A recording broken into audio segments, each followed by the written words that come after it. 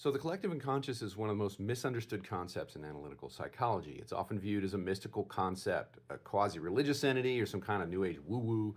And while I believe there is value even in woo woo, the modern concept of the collective unconscious is also a scientific concept based in modern neurogenetics, cognitive linguistics, code biology, and so forth. So, let's clear the air here.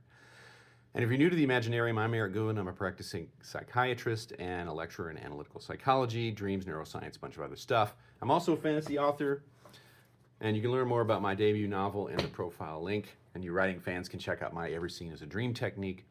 So imagine you were born and raised on a tropical island that never changed temperature. You've always been warm.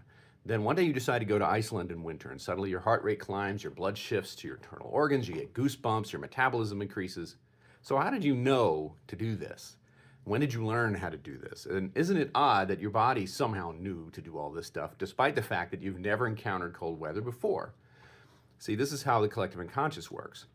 Only instead of it being mostly a physiological response to key environments, the collective unconscious produces psychological responses in the form of story elements produced in the ongoing stream of spontaneous thought that the brain is constantly creating in order to bring order to our minds. As I talk about in other videos, the brain is continually trying to make sense of the world.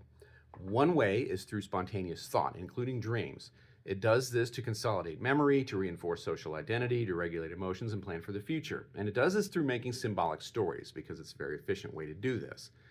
But in some cases, the environments that we encounter have been encountered so many times by our species, and these situations are so important for our survival, mainly through our social adaptation mechanisms, that key story elements will emerge automatically in the process and the ongoing stream of spontaneous thought.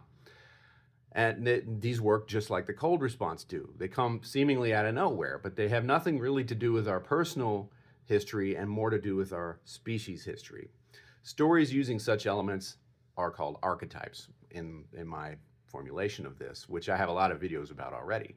So in other words, emotionally powerful species-typical situations that would do this would be things like coming of age, which would give you a hero's journey kind of story, seeking intimacy, where you'll see animus and anima figures, an existential crisis, where you'll see self or the God images, social standing, which gives you shadow persona and trickster images, personal transformation, giving you the divine child, seeking mentorship, father, mother, and senex archetypes, and so on. So these stories are not so much inherited images that they are inherited mental responses, and they work like the cold response. That is, you could go your whole life not knowing such responses exist in the genome, but under the right conditions, they emerge to try to help you function and thrive. And if you enjoyed this, please like and share, and comment below your archetypal dreams from the collective unconscious.